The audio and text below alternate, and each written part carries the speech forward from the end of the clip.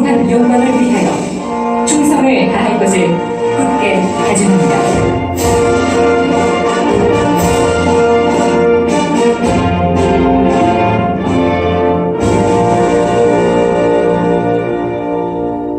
바로 애국가는 영상음악에 맞춰 4절까지 기창하셨습니다.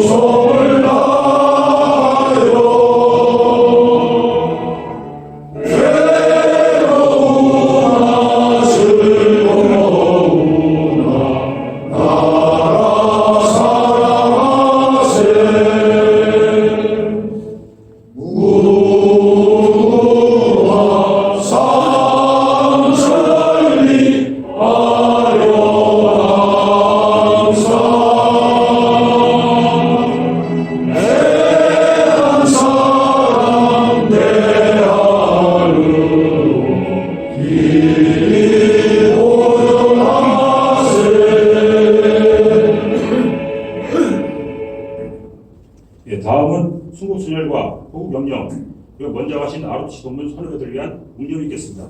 일동 웅령.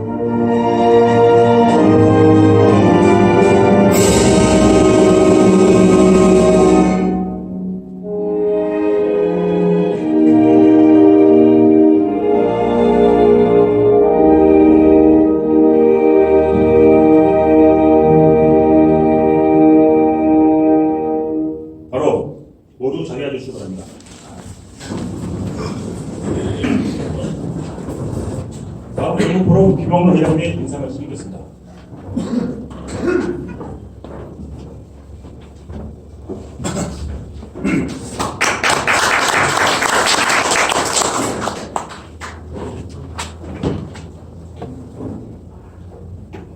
네, 안녕하십니까. 영문포럼 회장 16기 김영로입니다. 오늘 약간 비는 뿌렸는데 이미 창밖은 꽃이 풍년해서 정말 화창한 봄 날씨가 됐습니다. 그런가 하면은 오늘 국민 안전의 날인데 10년 전 세월호가 침몰한 날이죠. 온 국민에게 충격을 준 날이기도 합니다. 하지만은 그 이후부터 우리 눈앞에 펼쳐지는 모든 사회 현상이 정쟁과 이념투쟁의 불쏘시개가 되는 것 같아서 정말 우남 이승만 대통령께서 헤쳐나왔던 혼란의 건국 시점으로 대한민국 사회가 회귀하는 것 같아 안타까움을 표현할 수 없는 것이 오늘의 현실입니다. 그런 와중에도 이런 시대의 등불을 밝히고자 애쓰는 사람들이 있습니다. 바로 우리가 오늘 강사로 모신 권순도 감독님이 그런 분들 중에 한 분입니다. 권 감독께서 제작하신 기적의 시작은 우남 이승만 대통령의 일대기를 다룬 다큐멘터리 영화로 이 시대를 밝혀줄 역사적인 작품이고 명필한 사료가 될 것이라고 확신합니다. 오래전 저는 연세대학교 이승만 연구원의 원장이었던 고교의 사역가 유석준 교수를 만난 적이 있었습니다. 그때 유 교수는 저한테 질문을 했습니다. 이승만 대통령에 대해서 떠오르는 게 무엇이냐? 제가 대답을 했습니다. 이승만 대통령은 독재자로서 그렇게 기억에 남아있고 우리는 그렇게 교육을 받아왔다. 그렇게 답을 했습니다. 제 나이 올해 우리 나이가 70인데 이거 정말 우리 근현대 사회에 굉장히 왜곡된 그릇된 그런 인식이라고 생각을 합니다. 오늘 우리가 권순도 감독님을 모신 이유는 바로 이러한 그릇된 인식을 타파하기 위한 것입니다. 이제 열흘 뒤면은 4월 26일인데 1960년 4.19 학생의거로 인해서 이승만 대통령께서 하야하신 날입니다. 우리는 하와이 병석에서 고국을 바라보면서 쓸쓸히 삶을 마감하실 때까지 이승만 대통령에게 너무나 많은 것을 가혹하게 요구해 본 것 같습니다. 그래서 이승만 학당 이영훈 교장께서는 이승만 대통령을 우리 민족의 숙제양이라고 표현을 하셨습니다. 자, 그러면은 오늘 혼란과 격동 그리고 고난의 시기를 온몸으로 헌신하며 희생하며 다시는 종의 멍해를 지지 말라며 오늘날 우리에게 개인과 자유와 민주주의 국가를 선물해 주신 우남 이승만 대통령에 대해서 권순도 감독님의 심오한 인문학적 소양을 전수받는 시간을 갖도록 하겠습니다. 아울러 이런 훌륭하신 감독님을 강사로 모실 수 있게 해서 주신 3기 유광호 선배님 그리고 후원회장으로 계시는 8기 김재수 선배님께 감사드립니다. 잠시 뒤에 이찬희 사무총장이 권순도 감독님을 소개드릴 때 우리와 같은 박수로 환영해 주시기를 바랍니다. 감사합니다. 4월 특강은 회장님이 말씀하셨던 이승만 대통령 다큐멘터리 기적의 시작 권순도 감독을 모시고 영화 기적의 시작 제작 비화 및 이승만 대통령 정신에 대해서 듣도록 하겠습니다. 간단하게 권순도 감독 프로필을 소개하겠습니다. 1978년상으로 호주 그리피스 대학에서 영화 제작과를 졸업하셨고요. 공부 시절 독립으로 파견했으며 전역대 전 세계 73개국을 배낭여행하면서 현재 다큐멘터리 영화를 만드는 기초를 닦았다고 생각합니다.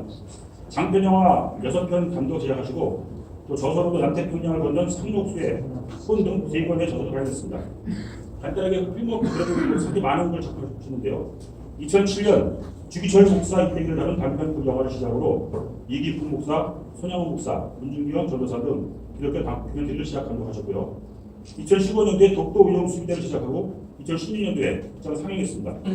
이어서 작년에 2023년에 기적의 시작을 시작해서 현재 상영에서 상영 중에 있습니다. 감독님 모실 때 큰 박수로 환영해 주시기 바랍니다. 감사합니다.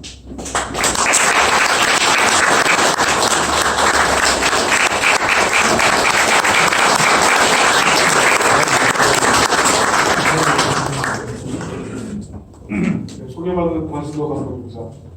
이렇게 귀한 자리에 불러주셔서 너무 영광되고 또 긴장이 됩니다. 여러분들께서 또 이승만 대통령 시대를 사신 분들도 계실 것 같은데 아마 저보다 이승만 대통령에 대해서 더 전문가도 많이 계실 것 같습니다. 그래서 제가 지난 주말에 요청 받은 것이 영화 제작 비화에 대해서 이제 좀 이야기를 나눠달라는 요청을 받아가지고 제가 그런 쪽으로 많이 준비를 했고 또 제가 이왕 이렇게 강연을 하게 된 기회를 얻어서 또 여러분들께서 전에 들어보지 못하셨던 그런 내용들을 좀 전하는 게 유익하지 않을까 해서 제가 좀 준비를 했습니다. 일단 이 영화가 어떤 영화인지 좀 간략하게 소개하고 또 이 영화가 지금 어떤 과정을 겪으면서 지금 상영이 되고 있는지 짧은 영상으로 먼저 좀 보여드리겠습니다.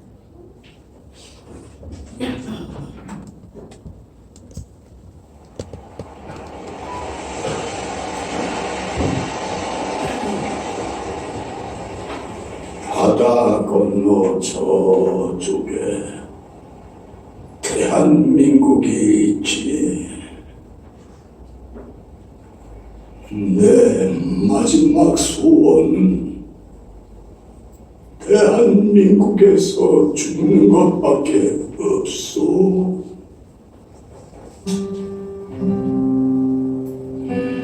우리나라의 초대 대통령으로서 이분을 우리가 모시고 한국전쟁을 이렇게 수행을 했는데 이분은 철저한 민족주의자요, 철저한 반공주의자입니다. 이분이 이 한국을 리드해가지고 이 한국전쟁을 수행을 하고 그 이후 폐허가 됐던 나라를 부흥시키는 위대한 지도자였습니다.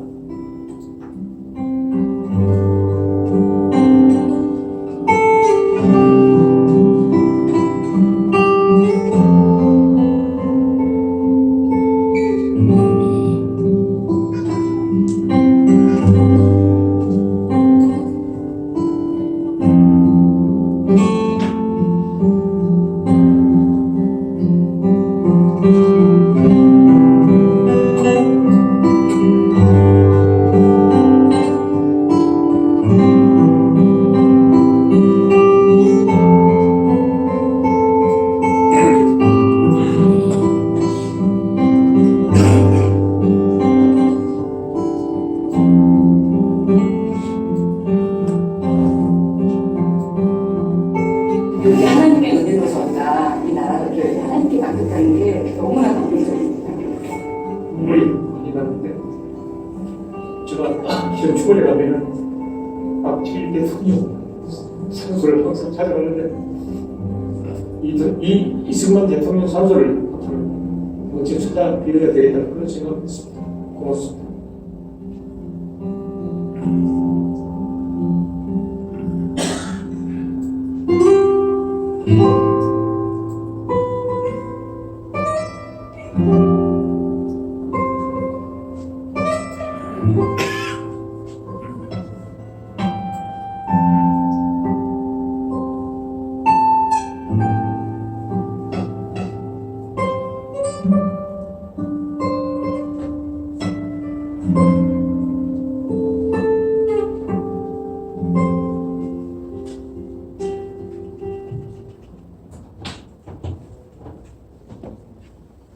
네, 보신 대로 이 작품이 이러한 과정을 통해 가지고 아직도 상영되고 있습니다. 작년 10월에 저희가 개봉을 해가지고 7개월째입니다.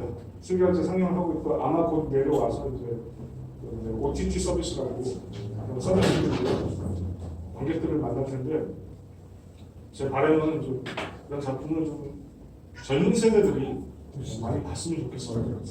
왜냐면 우리나라처럼 분단 국가에서 이념, 역사관 이념이 없으면 이념이 강한 쪽으로 저는 흡수된다고 생각을 합니다. 그래서 참 이것도 젊은 친구들이 많이 못 봐서 좀 안타깝긴 한데 그래도 교회 있는 데서 많이 그 젊은 친구들을 보여주려고 이렇게 많이 하셨어요. 제가 많은 분들이 저한테 물어보세요.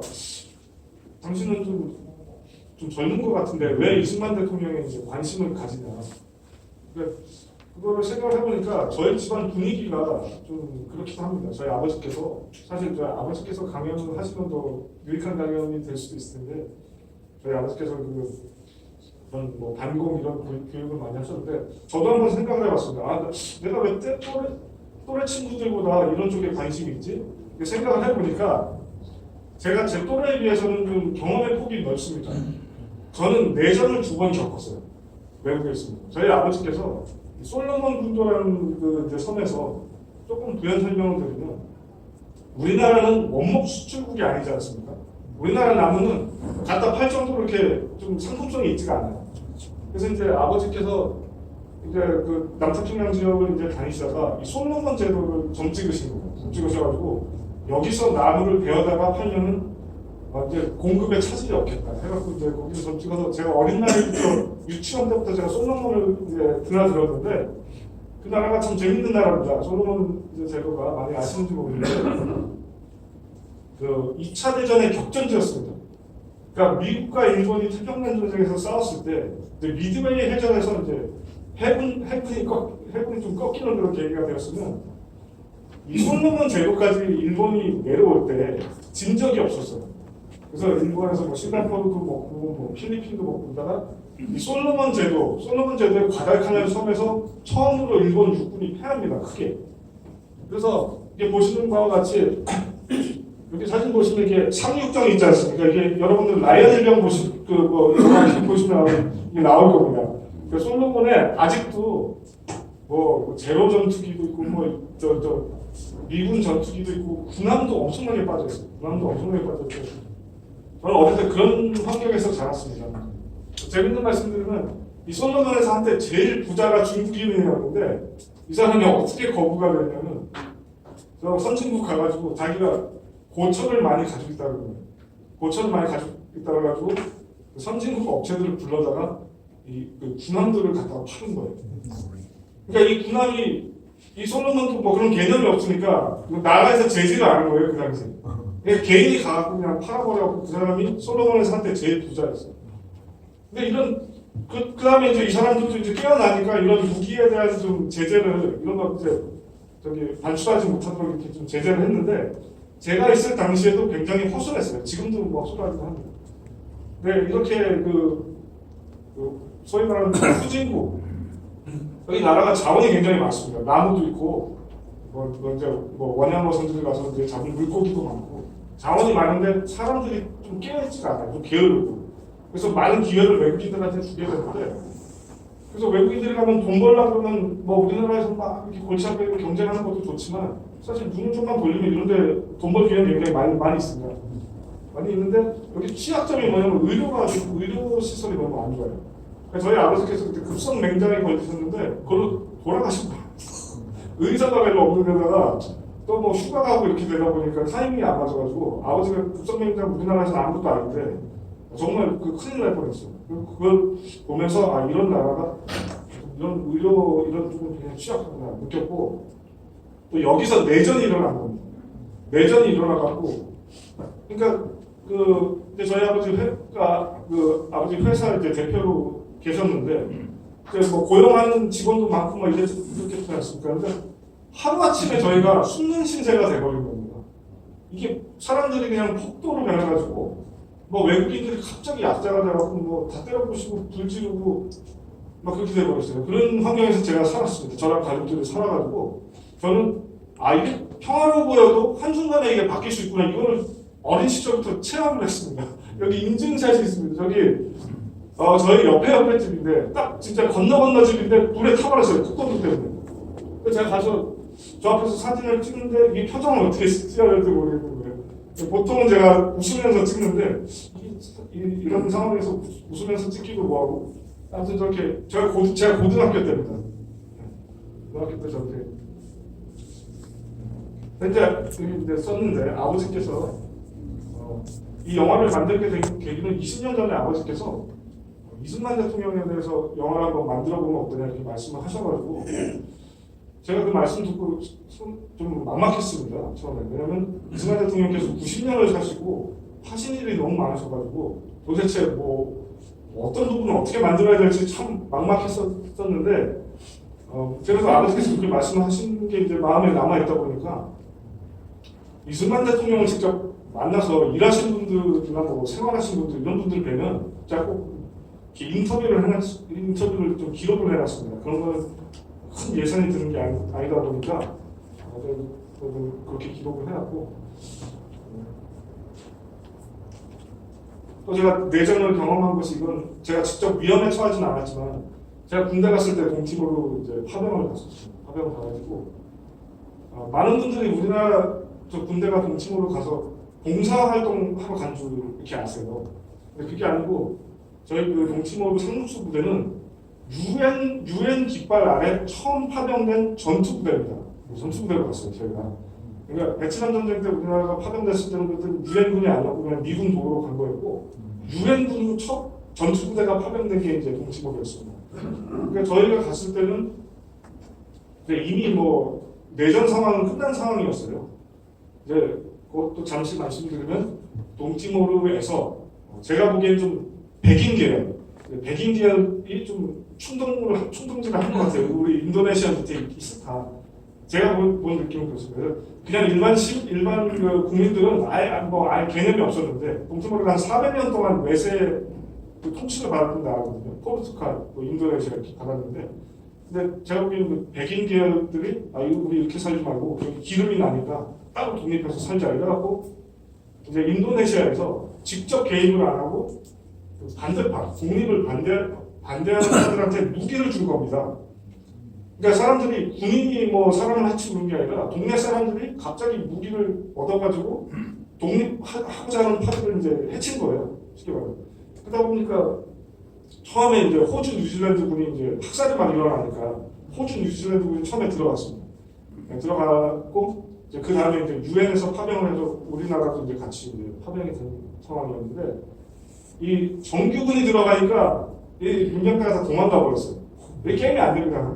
게임이 안 되고 그 우리나라 같은 경우는 특전사를 보냈어요. 500명 정도가 갔는데 한 450명이 특전사였고 이제 한 50명 정도는 전 군에서 통역병, 사진병, 의무병을 이제 뽑았습니다. 저는 통역이랑 사진으로 여기를 가게 됐어요. 이것도 좀 제가 재밌는 말씀드리면 좀 제가 원래 그 군대에서 행정병이었는데 막상 그 면접을 보러 가니까 허술한 거예요, 면접장이. 그래서 제가 생각에 제가 이거 통역병으로 가면은 아무래도 거기 가서도 행정병을 할 것 같은 느낌이 드는 거예요. 말이 외국 파병이지 부대 안에서 있을 것 같은 생각이 들어서 그럼 제가 사진병과가 아니지만 그 사진병 뽑는데 제가 줄을 섰어요. 근데 지금 생각해도 좀 헛수한데 저는 사진병과가 아니니까 원래 사진병과 있다는 친구가 좀 선택받기가 쉽지 않습니다. 근데 제가 할 수 있는 언어라다가 영어 피지너 이렇게 썼어요. 영어 피지너. 피지너가 뭐냐면 솔로몬 분들 파파니기나 이런 데서 쓰는 말인데 면접관이 보시더니 이게 피지너가 뭐냐 이래. 그래서 거기 솔로몬 제도에서 쓰는 말이라고. 그럼 이게 동티모르 말이랑 어떤 연관이 있네요. 저도 그때까지 아무 생각이 없었는데 매우 밀접한. 그래서 원래 사진병가 있던 친구가 떨어지고 제가 붙어서 가잖아요.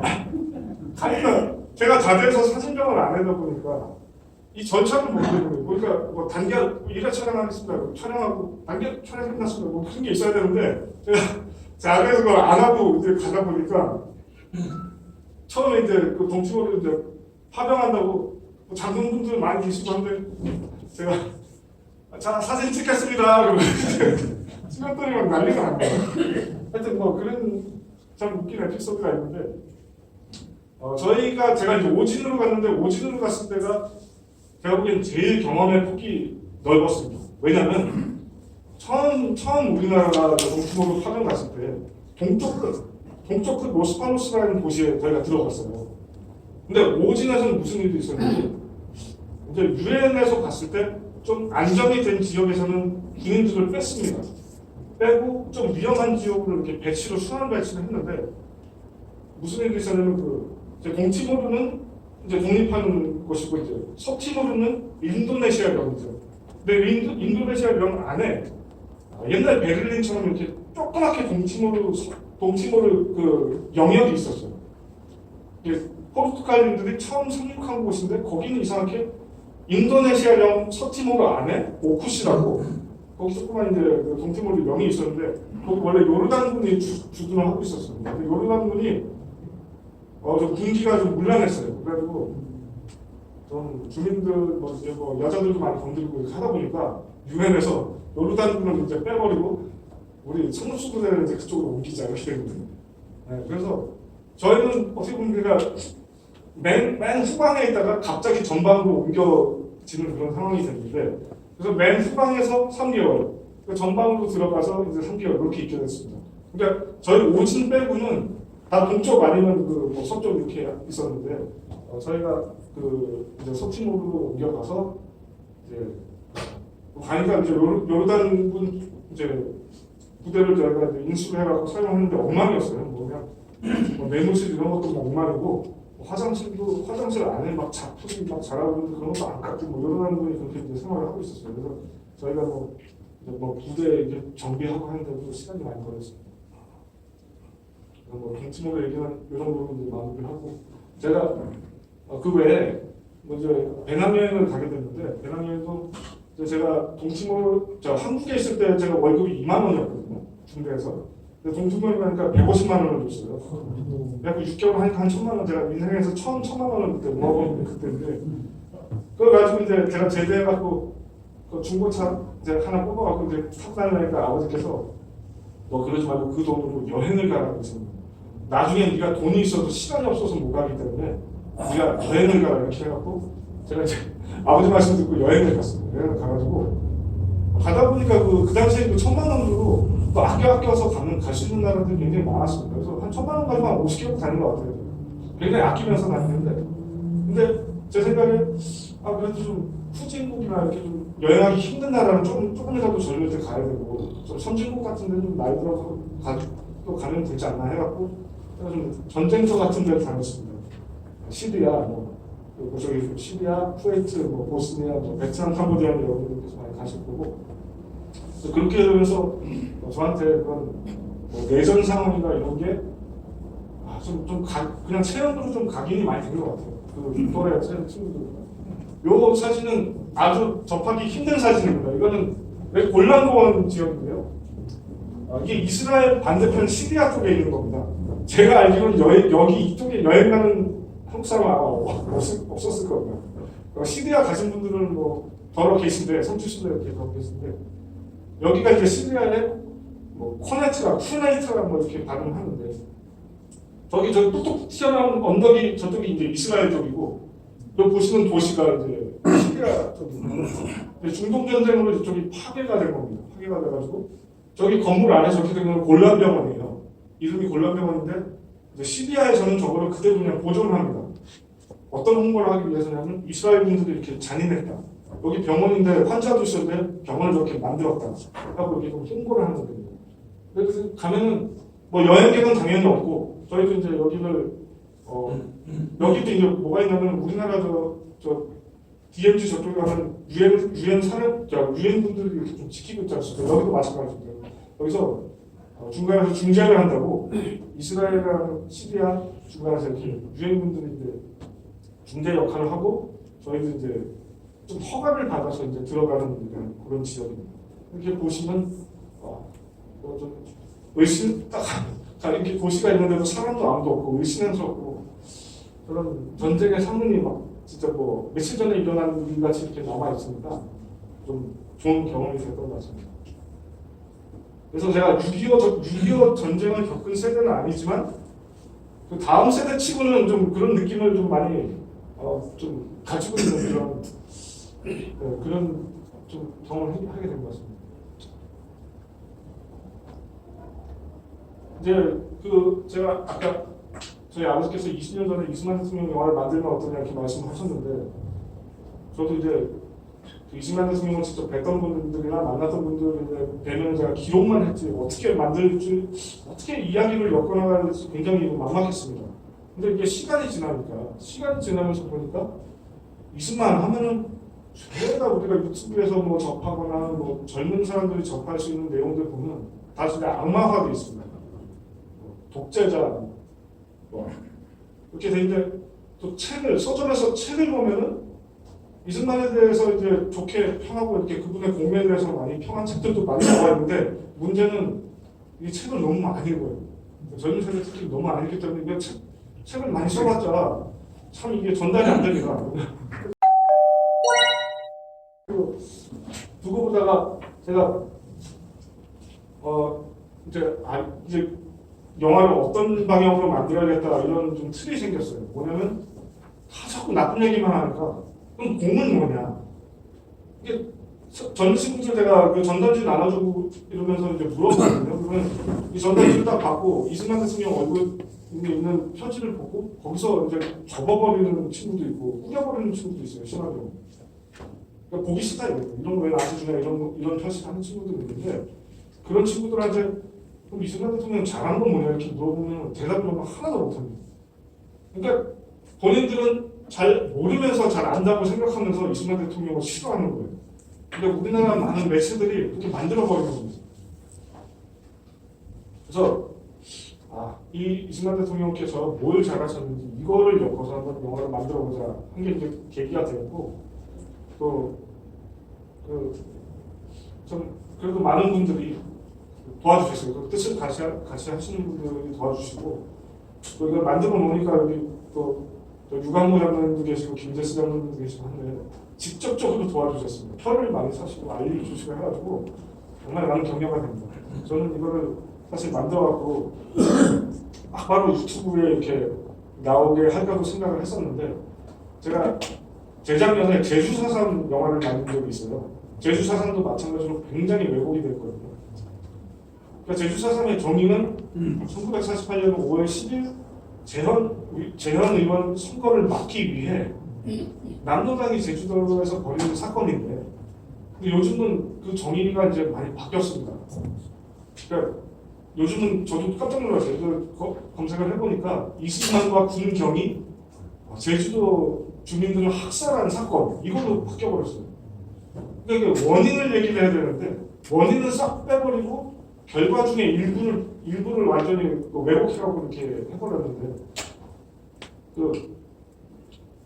제가 그걸 만들고서 유튜브에다가 이제 그것도 극장 상영은 한 군데서 하고 유튜브를 이렇게 올렸는데 무료로 그냥 아무나 볼 수 있습니다. 근데 이게 어느 정도 그 극장에서 입지가 다져지지 않은 상태에서 와서 그런지 이게 유튜브에다 공짜로 보라고 올려놨는데도 사람들이 그렇게 많이 안 봐요. 3개 채널을 올려놨는데 한 10만 정도 지금 봤습니다. 그래서 이번에 제가 이승만 영화를 만들고 이게 가급적 그래도 극장에서 어느 정도 입지도 다져놔야지 나중에 어디로 나와도 이거 좀 보겠구나 이런 생각이 들어가지고 지금 그래도 나쁘지 않은 성적입니다. 기다릴 시작이 그래도 뭐 수만 명이 지금 봤는데 나쁘지 않은 성적을 이어가고 있습니다.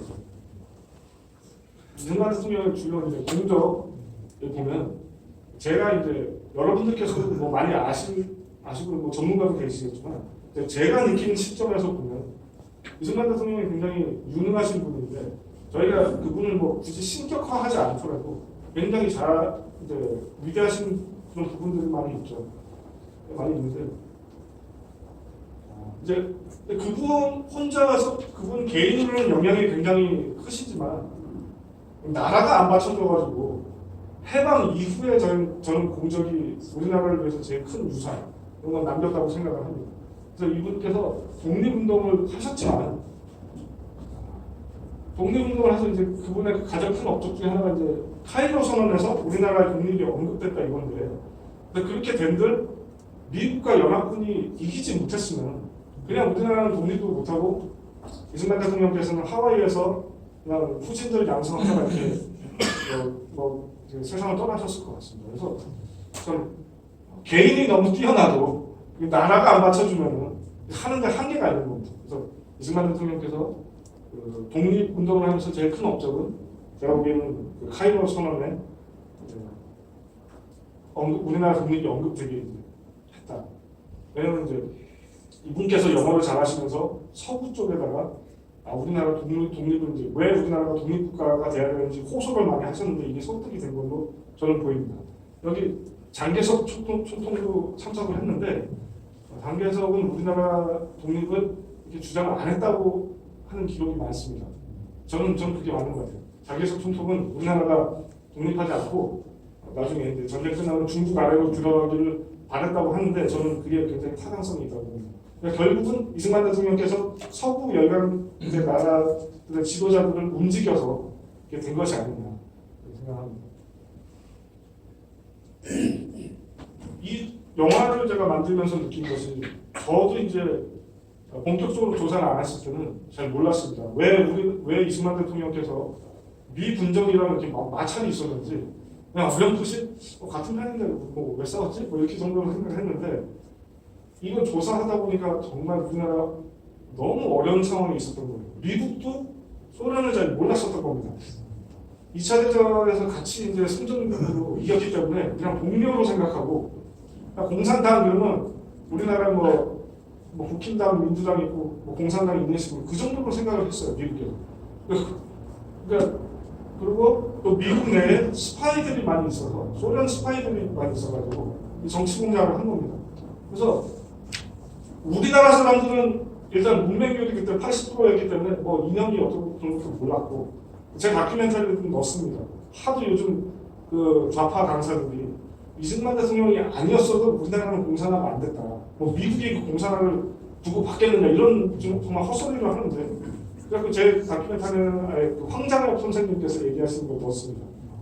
제가 앞에 부분 좀 잘랐는데 앞에 부분에 그분이 뭐라고 하시냐면 해방이 됐을 때 그 상황을 자기는 너무 생생히 기억한다 이겁니다. 그분이 20대 때 이제 해방이 됐는데 정말 뭐 우리나라가 이념 이런 게 없었고 미국은 자유가 있어서 좋고 소련은 다 같이 일하고 다 같이 잘 살자 그래서 좋고 그러니까 이쪽도 괜찮고 저쪽도 괜찮고 우리나라 국민들은 이렇게 생각을 하고 있었고 또 이게 불분명하지만 또 통계 그런 게 있어요. 뭐 미군정청에서 여론조사를 했는데 78%가 뭐 공산주의를 지지했다 이런 뭐 기록도 있고 그게 아니다라는 뭐 기록이 있어서 저도 뭐라고 이렇게 확답은 못 드리겠는데 아무튼 좌우지간에 이런 이념이 없었기 때문에 많은 사람들이 사회주의가 뭔지 모르고 이렇게 좀 쫓아가는 그런 상황이었습니다. 미국조차도 딱히 우리나라 편이 아니었어요. 애매한 상황에 이승만 대통령께서 정말 거의 유일하다시피 이거를 지적을 한 겁니다. 이거 같이 붙여놓으면 좌우합작 정부로 하면은 우리나라를 먹힌다. 그리고 이제 경고를 하셨는데 지금 오늘날 우리 뭐 정치 상황을 봐도 참 너무 비슷한 상황이 아닌가 아찔하기도 합니다. 그러다가 국민들이 정신을 차린 게 남로당이 갑자기 조용조용 활동을 하다가 폭력 전술로 바꿉니다. 그래갖고 이제 이거 안 되겠다 이거 자꾸 뭐 이제 미군정으로부터 이제 탄압도 들어오고 하다 보니까 그냥 한 번에 뒤집어 엎어버리고 미군을 괴롭게 해갖고 미군이 알아서 나가게 하자 해갖고 폭력 전술로 바꿔갖고 일어난 게 이제 대구폭동, 뭐 제주 사상 이런 게 이제 일어납니다. 그러면서 많은 사람들이 희생됐지만 또 반면에 그때 조금 이제 우리 국민들이 깨어난 거예요. 공산주의가 나쁜 거구나 이거 조금 깨어나고 이제 수군 작업도 하고 이렇게 된 거예요. 이승만 대통령이 큰 어떤 다 아시겠지만 이제 한미 동맹 이것도 이제 이승만 대통령께서 잘 미국에서 한미 동맹이라는 것이 이제 대등한 조건으로 하는 그런 이제 조약이다 보니까 미국에서 이제 안 해주려고 그러는 거죠. 그런데 이제 방공포로 석방 너무나 잘 아시겠죠. 방공포로 석방을 통해 가지고 이제 공산 진영에서도 이승만을 만만히 못 보고 미국에서도 영국에서도 깜짝 놀라가지고 이제 최대한 우리나라가 유리하게 이제 조약을 맺은 거죠. 근데 어떤 분들은 그러세요. 이승만 대통령께서 세계 모든 뭐 지도자보다도 우월했다, 뭐 위에 있었다. 근데 저는 거기에 이제 크게 동의를 못하는 게 뭐 개인으로는 그럴 수 있었지만 마찬가지로 나라가 받쳐주지 않았으니까 만약에 다른 세계 지도자들을 압도했다 그러면은 이분 뜻대로 북진 통일을 해야지 맞는데 그게 안 됐지 않습니까? 그러니까 참 개인은 뛰어났지만 다시 국력이 약하다 보니까 본인이 원하던 북진 통일을 못 하셨어요. 못 하시고 이제 휴전에 몰린 상황에서는 이제 최대한 우리나라 국익에 최대한 도움되는 이런 조약을 맺긴 했으나 이분께서 북진 통일을 못 하셨어요. 경제 발전 토대로 이제 교육사업, 원자력사업, 중공업 육성. 제 영화를 보시면서 많은 분들이 중공업 육성 이 부분을 잘 모르셨다가 포항제철의 전신이 되는 그런 그런 그 업체를 이승만 대통령께서 만드셨다는 걸 보고 좀 감탄하시는 분들 많이 제가 접했습니다. 그 김영삼 기자님께서 이제 말씀을 해주셨는데 여기 이제 계신 분들도 이따가 또 소개를 드리겠지만 이 영화 이번 토요일 날 이제 저희가 무료 이벤트를 합니다. 그래서 거기 이제 안내지에 적힌 그 번호로 접수를 하시면 다 보실 수가 있으니까 보시기 바랍니다.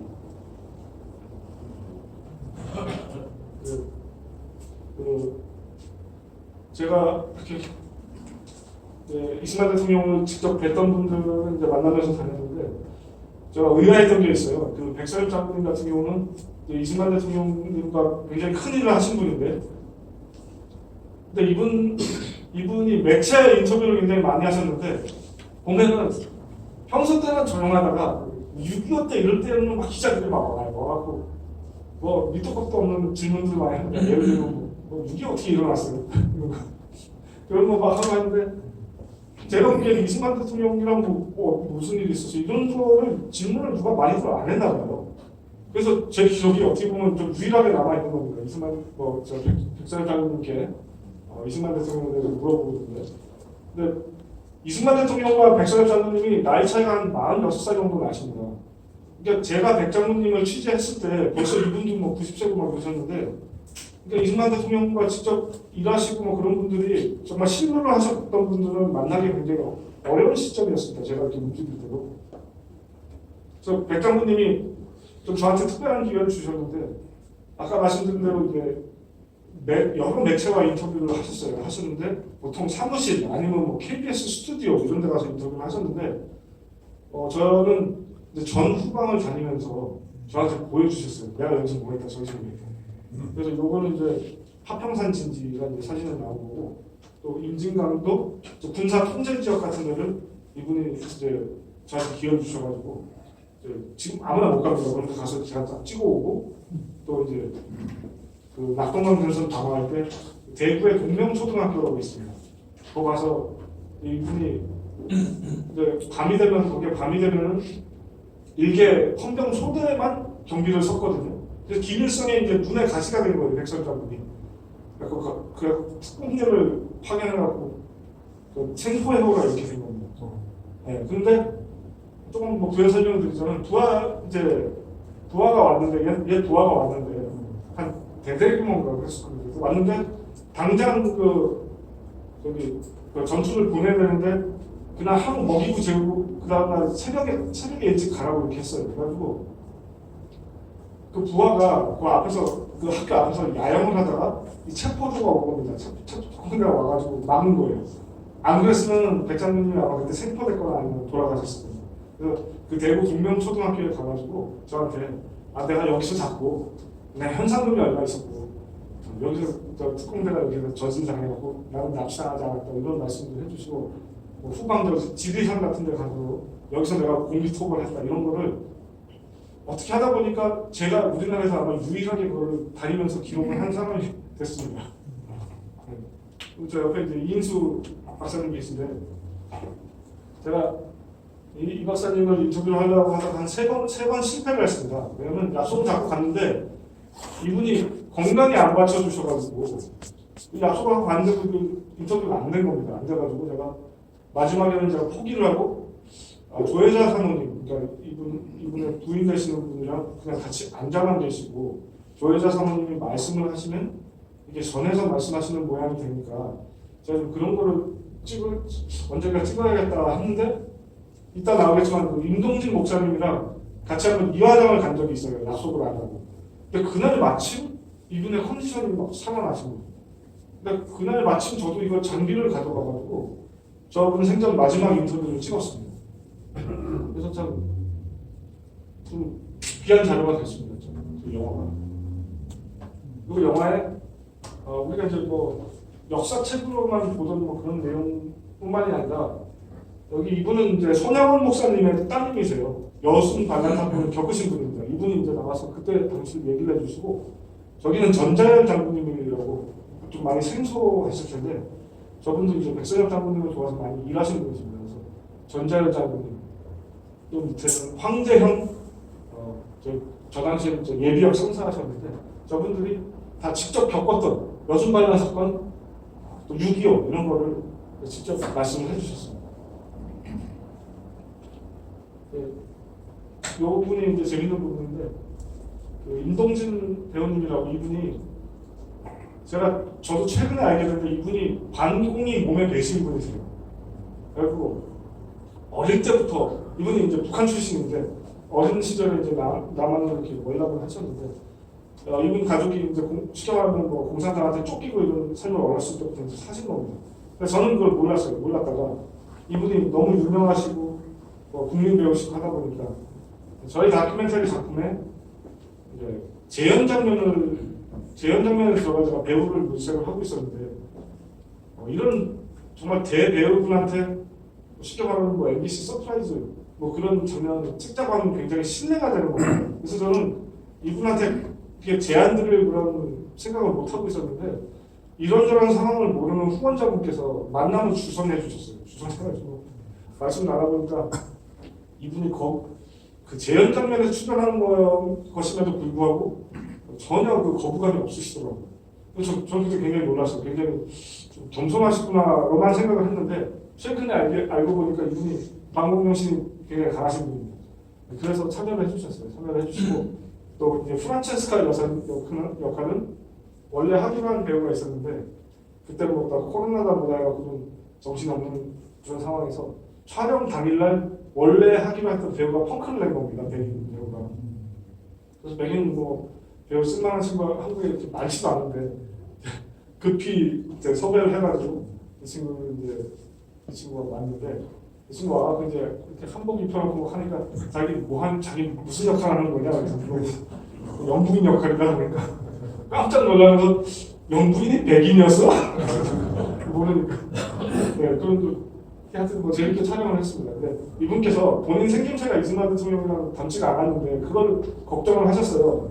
그래서 제가 어차피 이제 재연 장면이다 보니까 그분의 신정을 이승만 대통령의 신정을 가슴으로 마음을 좀 표현해 주시라 이렇게 했더니 그 말씀에 좀 설득이 당하신 거예요. 나중에 알고 보니까 그래서 이분께서 참 이 영화는 아까 이제 말씀드렸듯이 작년 10월에 2개 극장에서 촬영을 했는데 한 2개 극장에서 한 4,000명 정도가 들었습니다.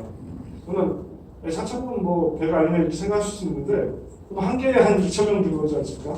그러면 100개면 한 20만 명이 들어온 셈이 됩니다. 그래서 제가 이게 한 4,000명 들었을 때 이제 큰 영화 그 배구사이가 이제 영화 극장 체인에다 물어봤어요. 그 CGV 메가박스 롯데에다가 이제 우리 성적이 이런데 이거 좀 전국으로 좀 해주면 어떻겠나 좀 좋은 결과가 있을 것 같아 했더니 롯데에서는 이런 제안 그냥 거절해버렸고 제가 어렵게 생각했던 CGV에서는 10개 극장을 주겠다 10개 극장으로 한번 해봐라 이렇게 연락이 왔어요. 그래갖고 메가박스는 아예 대답도 없었고 근데 이게 그래갖고 2월 초에 이제 제가 2월 1일 날 CGV에서 이제 전국 한 10개 극장에서 해주겠다. 그렇게 연락을 이제 준비를 하고 있는데, 이제 개봉일을 정해보라, 개봉일을 이제 정하자 이렇게 된 거예요. 그래서 2월 중순, 한 2월 15일경이 그때 이제 대작들이 안 나오니까 그럼 그때 해보면 어떻겠냐 이렇게 거기서 이제 좀 제안을 줬었는데.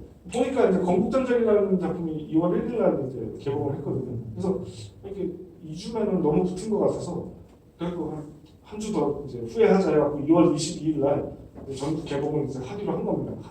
했는데 이 건국전쟁이 잘 되는 걸 보고 이 극장에서 저희가 그 약속했던 2월 22일 그 3일 전에 갑자기 CGV에서 한 60개를 준 거예요. 극장. 또 메가박스도 연락도 없더니 갑자기 한 60개를 줘버린 거예요. 그리고 뭐 신뢰도 이렇게 해갖고 저희는 전혀 예상치 못한 가운데 갑자기 이게 137개 극장에서 하게 된 거예요. 그러면 뭘 해야 되냐면 여러분들 생소하시겠지만 극장에다가 이제 영화를 틀 때 옛날에는 이렇게 필름을 갖다 줬거든요. 그 필름을 한 벌 복사하는데 한 200만 원 듭니다. 그래갖고 뭐 옛날에 괴물이라는 봉준호 감독 영화 할 때 이거 200만 원 들여서 600개 스크린에서 튼다 그러면 그것만 12억입니다. 필름 복사해서 주는 것만. 그렇게 예전에는 돈이 많이 들었는데 요즘에는 외장하드에다 넣어서 줍니다. 그 외장하드가 싸게 사면 2만 원 이렇게 살 수가 있어요.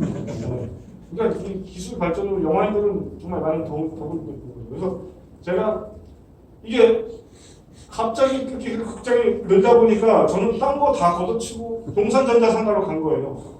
가가지고 이제 외장하드를 사가지고 그 영화가 한 80기가가 됐었는데 그 DCP라는 파일이 있습니다. 극장에서 쓰는 거. 그거를 그 100몇 개가 그 외장하드로 담아갖고 저렇게 발송을 한 겁니다. 우체국 가서. 그러니까 무슨 일이 있었냐면 지금 개봉 3일 전에 그게 얘기가 되다 보니까 전국 확장 개봉 3일 전에는 제가 홍보를 할 시기인데 저거 진짜 저거 극장에서 튼다고 보고 앉으면 안 되니까 저거 배달 잘 되게 하려고 뒤치다거리를 한 거예요. 그러니까 저희가 좀 홍보 면에서 굉장히 좀 어긋났습니다. 네. 근데 저는 저도 이제 좋은 공부라고 생각을 하는데 네. 어쨌든 저희가 저 펑크 안 내고 137개 극장까지 이제 확장됐다가 그렇게 한 열흘 정도 그렇게 이제 하다가 슬슬 이제 인기 없는 극장부터 이제 좀 내려왔습니다. 아니 이거는 제가 애초 전달받은 것이 이제 영화 제작에 관한 얘기를 하라고 전달을 이제 썼는데 제가 영화를 만들고 나서 우려했던 게 이제 현실로 다가온 겁니다. 뭐냐면 이승만 대통령이 90년을 이제 사신 분이다 보니까 또 업적도 너무 많다 보니까 여러분들께서 또 아시는 분이다 보니까 여러분들께서 그 중요하다고 생각하는 포인트가 다 다릅니다. 이승만 대통령 하면 이건 꼭 들어가야지, 이건 꼭 들어가야지 이런 포인트가 다 달라요. 그러다 보니까 영화를 만들어 놓으니까 다 보고 나셔갖고 이제 한마디씩 하시는 거예요. 왜 이건 안 들어가냐, 저건 안 들어가냐. 근데 그게 그 내용이 일치가 되면은 대부분 일치가 되면은 저도 그거 넣었어야 됐나 이렇게 생각이 다 가지각색이고요. 그래서 힘들었습니다. 이거 만들고 저는 이제 계획이 또 여기서 못한 얘기를 다음 편에도 할 수 있고 하니까 실제로도 지금 그런 것도 준비를 하고 있어가지고 근데 그런 게 저는 좀 정신적으로 좀 어려웠습니다. 요 밑에 거는 제가 아까 설명을 드린 부분입니다.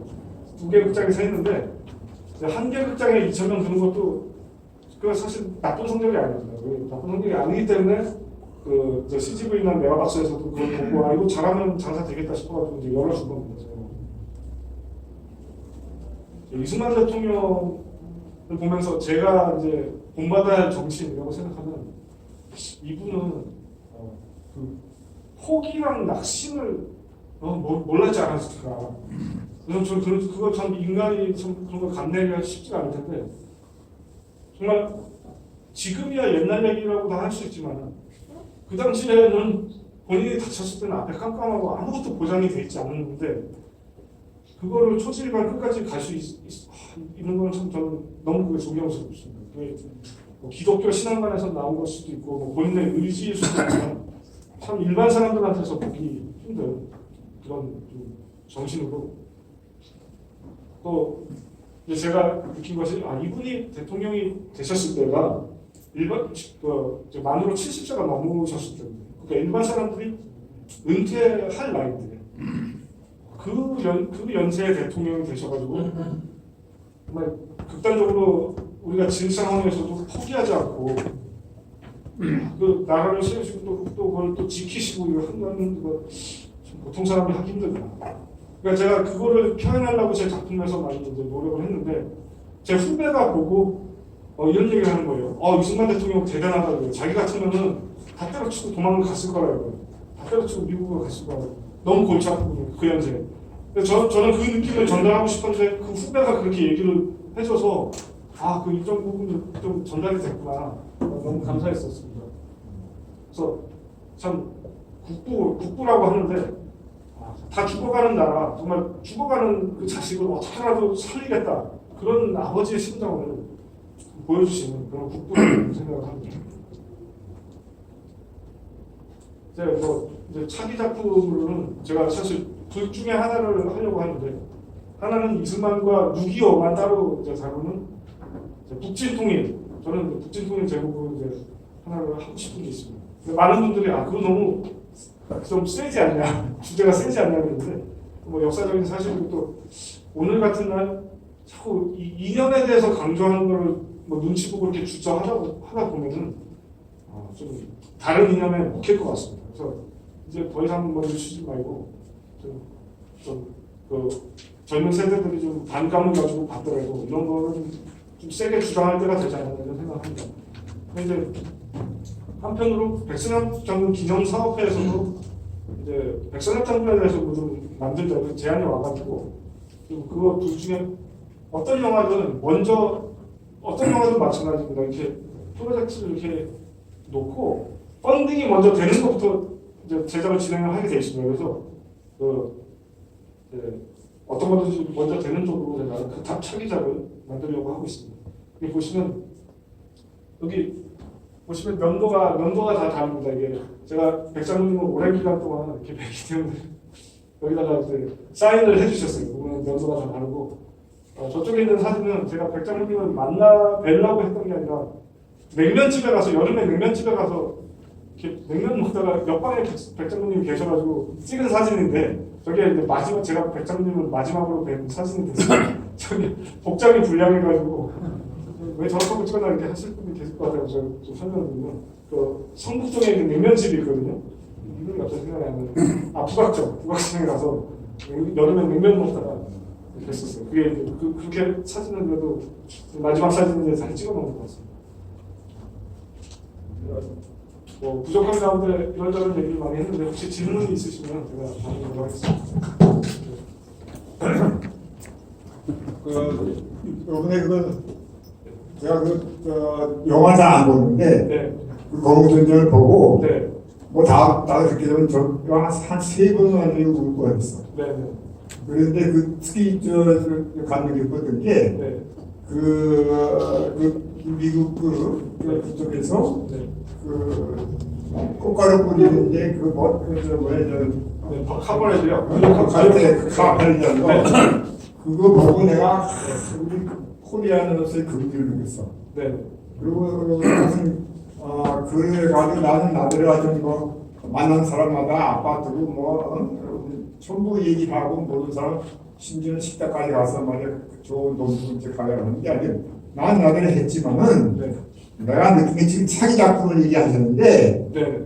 지금 내가 보이는 차기 작품은 다른 거 하지 마시고 네. 이승만 대통령이야말로 네. 미국의 워싱턴 대통령을 몇 배 능가하는 사람이야. 네. 이걸 지금 이 정도에서 다큐멘터리를 100만 년 만들지 말고 네.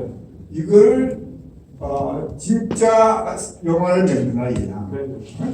이 진짜 영화를 만드는데 이거를 말이야. 지금 방금 지금 돈 얘기하는데 당장에 지금 돈이 없다면은 예를 들어서 그 이승만 얘기하는 거 전광 목사가 얘기하고 제가 이승만 박사인데 그런 사람과 협조를 얻어서 처음에 시작할 때 그걸 하고 그와 병행해서 무슨 펀드라면서 펀드 그거 하라 이거야. 그 나는 조금 하고 내려서 하니까 그 시작을 하면서 야 정광훈 목사한테 내가 펀드에서 갖겠다. 그 돈 좀 빌려라. 그래가지고 미국의 그 거대한 친구하고 손을 잡으라 얘야. 그래가지고 이거야말로 말이야. 전 세계적으로 블록버스터 할 수 있어. 그러면 이게 제2의 한류가 되고 그렇게 되면 이승만 박사만 한 스펙하는 사람이 누가 있어? 이 세계에 어쩌고 그러지. 그러니까 그거를 이렇게 해가지고 거기에 전체 세계 수준을 만들어서 그걸 제일 먼저 하시라고. 그럼 틀리고 싶어 할 거야.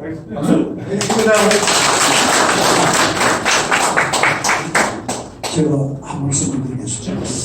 제가 권순도 감독 아버님하고 관계가 좀 있어가지고 권 감독 도와드리겠다 해서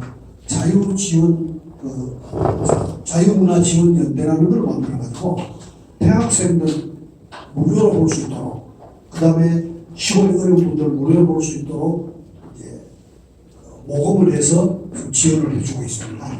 그런데 차기작에 대해서 잠깐 얘기를 하셨는데 오늘 오후 3시에 이제 왜냐하면 좌파 이 감독들이 많으니까 이제 우파 감독들 괜찮은 감독들을 작품이 괜찮은 우리가 도와주자 해서 펀딩 사업을 하기 위해서 오늘 오후 3시에 회의가 있습니다. 있는데 좀 그런 데도 좀 앞으로 우리 동문들이 좀 관심 가지시고 좀 도와주셨으면 참 좋겠습니다.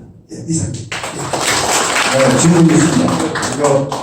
권 감독님이 아주 훌륭한 작품을 만들어가지고 정말 감사의 말씀을 드리고 제 질문은 우리 권 감독님이 이제 40대시잖아요. 그래서 40대에 이제 그 동료나 친구들 많이 만나셨을 텐데 아까 이제 이 팜플렛 가지고 이제 번을 그냥 적어버리고 그랬는데 그러한 그 40대들의 그 생각 그런 이유가 뭔지 뭐라고 생각하시는지 스스로 이렇게 느껴본 거를 좀 몇 가지 좀 얘기해 줬으면 좋겠습니다.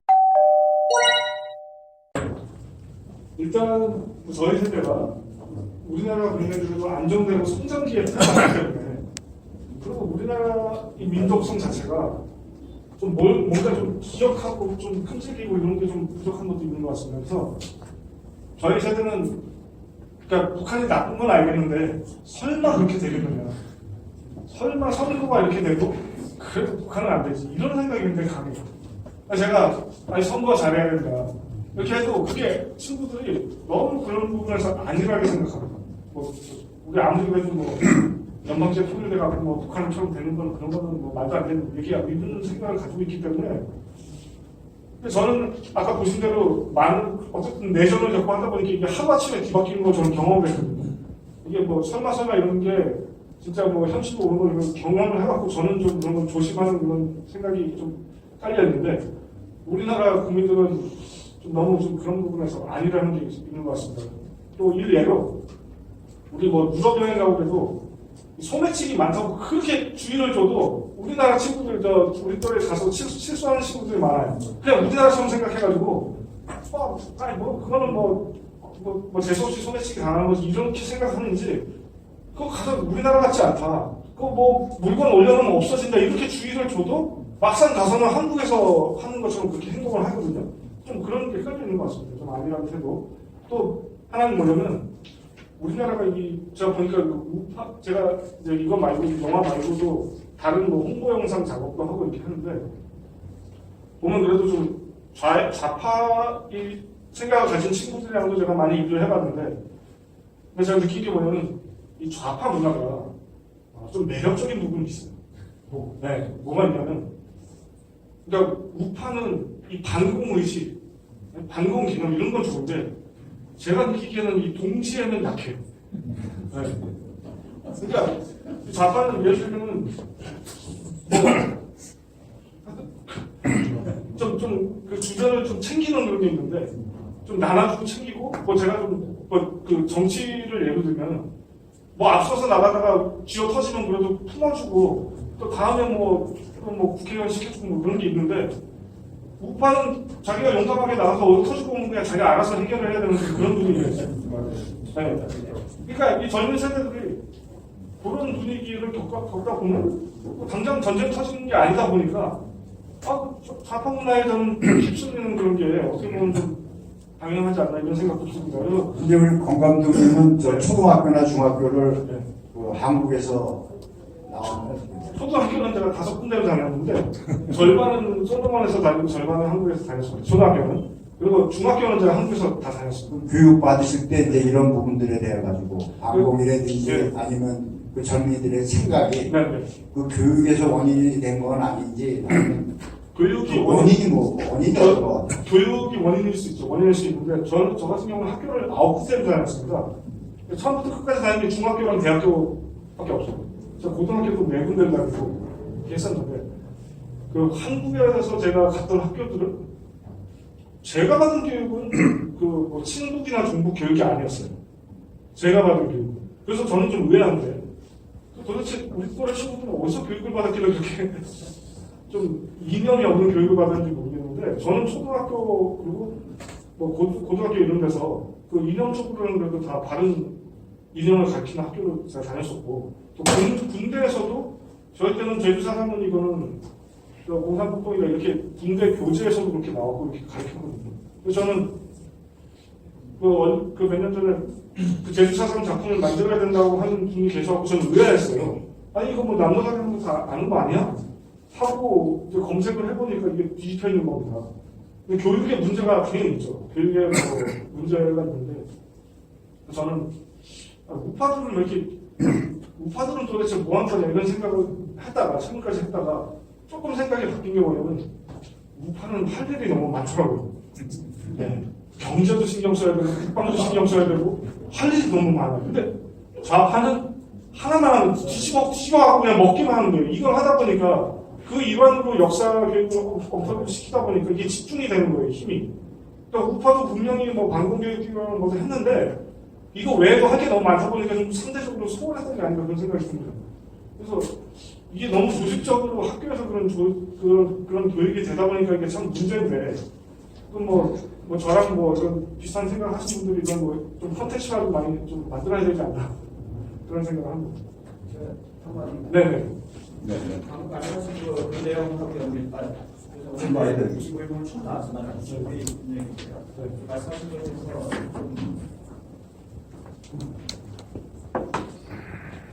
제가 생각을 좀 보태면 사실 전쟁이라는 거는 본질이거든요.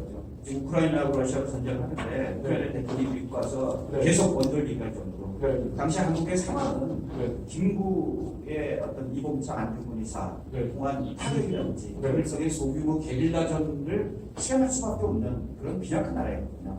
그래서 이승만이 깨달았던 건 뭐냐면 그것도 더 큰 것이 외교다 라고 생각을 해서 카이로라든지 미국의 어떤 로비를 했던 더 큰 전쟁을 실시했던 거죠. 그러니까 그분이 갖고 있던 역량이 미국 교육에 근간한 기독교 주의였기 때문에 미국에서 그걸 주목했던 거였고 아까 말씀하신 교육 부분 얘기했는데 젊은이들은 피가 끓지를 김일성의 소규모 게릴라 타격전, 한일 전쟁으로 묘사되는 전쟁이라든지 이봉자 안중근의 열광할 수밖에 없죠. 그러나 이 더 큰 이런 부분에 대한 교육이라고 말씀했는데 그런 데서 피해 볼 수 있는 세계적인 어떤 그런 지정학적에 근거한 그런 교육들이 부족했던 거죠. 그러니까 그게 미화랑 좀 과장 이런 거를 좀 잘하는 것 같아요. 그렇죠. 그러니까 예를 들어서 그 당시에 전 하치라고 45년부터 50년대 구한 미국 사령관을 했던 그 미국 장군이 있는데 내가 이승만 대통령을 뭐라고 표현했냐면 언프로덕티브라고 얘기해요. 그다음에 이모셔널리 감정적으로 언스테이블하다 이렇게 표현했어요. 왜냐면 그분 입장에서는 와가지고 이승만 대통령이 미국한테 야 이거 내놔라 이거 달라고 이러니까 귀찮아 죽겠는 거죠. 왜냐면 미국 입장에서는 한국은 중국하고 달라가지고 자기가 관심상이 아니에요. 한국에는 이해도도 전혀 없었어요. 미국, 이승만이 한국에 45년 내려올 때 메가더가 제공한 비행기를 타고 내렸거든요. 메가더 장군은 자신이 갖고 있는 정치적인 야망, 그 다음에 미국을 이해하는, 그 다음에 기독교인, 자기하고 파트너라고 생각하기 때문에 이승만 대통령을 했지만 미국 조야나 이런 사람들은 저리 가. 귀찮아 죽겠는데 이거 하나 정도 이런 생각이 있었거든요. 그러면 이승만 대통령이 논란적에서 보면 제가 보기에는 이승만 대통령은 그런 점에서 연구할 부분이 굉장히 많은데 감독도 말씀대로 감찰할 부분도 많고 이런 부분에 대한 교육이라는 건 그 당시 지정학적인 위치거든요. 예를 들어서 메가더는 북진 통일을 원했거든요. 그러면 그 당시 미국 대통령은 야 38세기 넘어가지 마. 왜냐면 넘어갔다가 중국이 개입하고 소련이 개입하면 제3차 세계대전이 나는데 그걸 감당하기 원하지. 그럼 메가더는 왜 북진 통일을 원했냐? 자기 대통령 되고 싶어 그랬어. 세계 공주를 공산주의 때려부셔가지고 거기에 이승만 대통령은 본선할 수밖에 없는 게 아니라는 거죠. 또 구현설명들은 이승만 대통령께서 이제 외교, 제가 보기에는 외교밖에 옵션이 없었어요. 왜냐면은 2차 대전 때 일본군이 700만이었습니다. 이렇게 보면 700만이었어요. 그리고 미군은 한 1,300만 정도 됩니다. 2차 대전. 그럼 우리나라 독립군이라고 하는 게 뭐 제일 많았을 때도 수천 명이라고 하는데 그것도 뭐 불명하고 한 2,000명 정도로 보고 있는데 그나마도 공호동문 청산이라서 이름이 1920년에 이제 되고 그 후로는 아예 그냥 뭐 말살되다시피 해버렸거든요. 근데 우리 좀 잘못된 영화들이 우리가 뭐 무력으로도 뭐 일본 어떻게 제압할 수 있을 것처럼 그렇게 묘사하는 영화들이 많이 있는데 현실적으로 이게 말이 안 되는 겁니다. 700만, 일본이 700만인데 저희 기껏해 한 수천 명이라고 하고, 나중에 광복군이라는 게 한 300명 이렇게 줄어버렸는데, 그거를 좀 냉정하게 보신 것 같아요. 이건 게임이 안 되는 거죠. 그러니까 제가 보기에는 이승만 대통령께서 이게 무력으로도 할 수 있고, 외교로도 할 수 있고, 이게 둘 중에 하나를 고른 게 아니라, 그분은 혹시 외교밖에 옵션이 없었던 걸로 그렇게 보입니다. 제가 보기에는. 맞아요. 네. 지금 얼마나 하셨어요? 공개를 몇 명이나 했어요? 관객이 얼마인데? 그거는 117만으로 알고 있습니다. 마지막으로 한 번 더. 네. 예. 자, 인사 올리겠습니다. 충성. 제가 창기입니다. 제가 권준도 감독을 알기로는 한 3개월 정도 됐죠? 네. 3개월 정도 됐는데, 이승만 대통령에 대한 다큐멘터리를 했다고 해가지고 연락이 와서, 제가 한번 가서 직접 만나봤습니다. 그랬더니 굉장히 젊으세요. 그리고 수질하시고, 거짓말도 없고, 그래서 어떻게 영화를 만드느냐 했더니, 지금 저기 만나게 된 동기를 좀 말씀하시고 그 경험을 말씀했는데, 이제 제가 느끼기에 우리가 어디 해외여행을 가더라도 건국 대통령 하면은 그 나라 공항도 있고 도시도 있고 뭐 핵잠수함도 있고 이렇게 이름을 붙여서 했는데, 대한민국에는 건국 대통령 이승만 하면은 그 이미지가 나쁘게 자꾸 전달이 돼가지고 이건 아니구나 했는데, 이렇게 젊으신 분이 이 건국 대통령, 인기 없는 대통령 영화를 다큐를 만들었다고 해가지고 제가 이제 한번 보고, 제가 광화문에 우리 애국 집회하는데 거기를 나갑니다. 거기 나갈 때는 여기 몇 분 아시겠지만 꼭 연설의 그 깃발, 여기 있는 독수리, 그 독수리 사진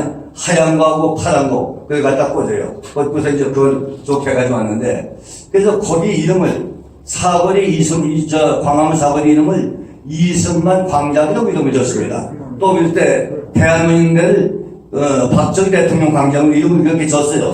그래서 거기서 있다 보니까 이승만 광장에 대한, 이승만 대통령에 대한 영화가 나왔다고 그러는데 한번 가서 봐야 되겠다. 그 다음에 거기 나오는 군중들한테 한번 가보겠느냐 했더니 박수를 치고 가겠다고 해가지고 제가 만나가지고 얘기를 했어요. 그래서 우리가 볼 수 있느냐 그랬더니 허리우드 극장, 그 종로 3가죠? 네. 허리우드 극장에 있는데, 그래서 제가 예약을 권 감독 보고 영화 값이 얼마냐 그랬더니 거기는 1인당 5,000원이 다른보다 굉장히 쌉니다.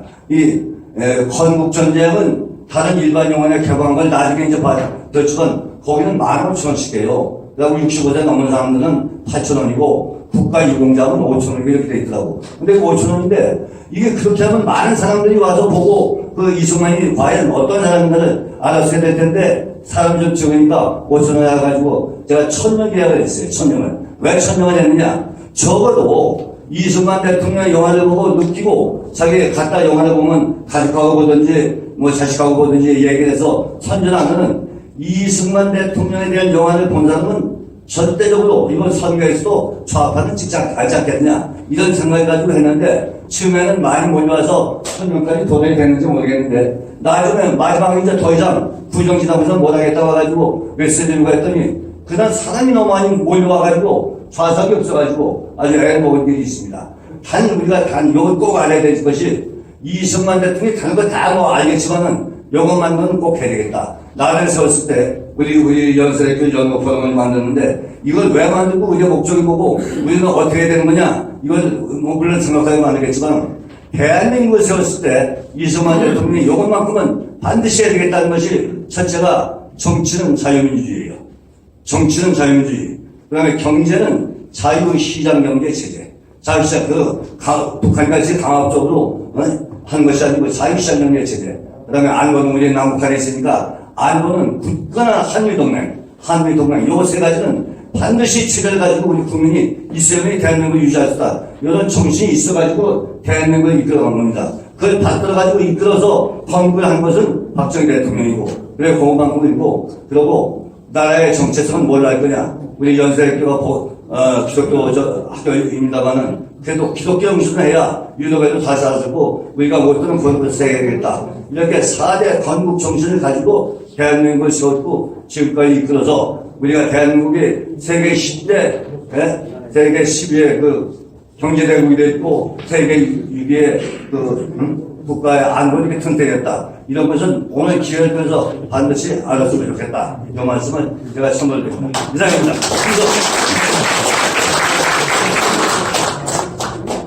예, 감사합니다. 시간이 많이 돼서 질문을 이거로 마치고요. 다시 박수를 한번 감사합니다.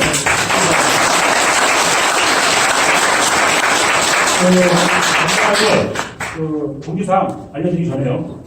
기존의 시간 무료 관람 이벤트가 있습니다. 4월 20일 토요일입니다. 신의큐어 신도림점하고 허리우드 극장에서 합니다.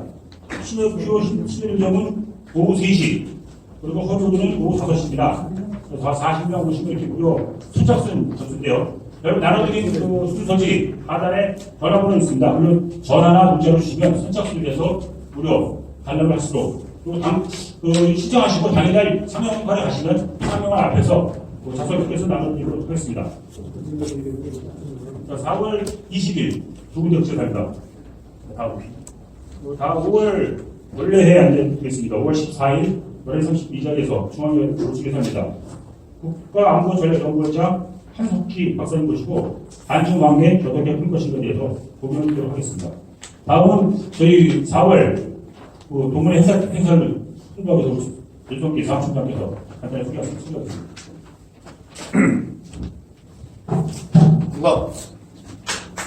동문회 사무총장입니다. 4월 27일 날 2024년도 한번 가족대회가 준비가 되어 있는데요.